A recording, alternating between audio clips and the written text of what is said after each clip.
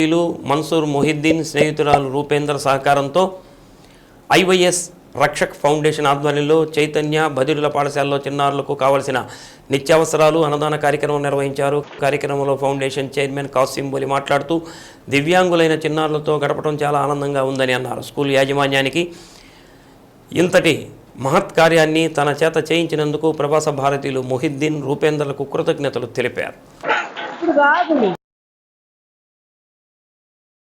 మేము చేస్తున్న సేవా కార్యక్రమాలను చూసి మాకు ఈ కార్యక్రమం చేయడానికి ప్రవాస భారతీయులైన మన్సూర్ మొహిద్దీన్ గారు తన స్నేహితురాలైన రూపేందర్ అలియాస్ రూపీ గారు మాకు ఇవాళ పిల్లలకి భోజనం అలాగే వారికి కావాల్సిన పేస్ట్లు బ్రష్లు అలాగే ఏవైతే ఉన్నాయో సబ్బులు ఇవి తీసుకెళ్ళమని చెప్పారు.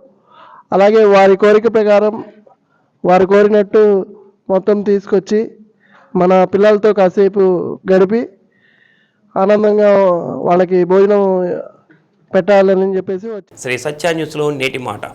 అన్నిటికన్నా గొప్ప వరం ఆనందంగా ఉండగలగడమే. ఆస్తులు ఎన్ని ఉన్నా ఆనందం లేని జీవితం వ్యర్థమే. శ్రీ సత్య న్యూస్ ఇంతటితో సమాప్తం. నమస్కారం.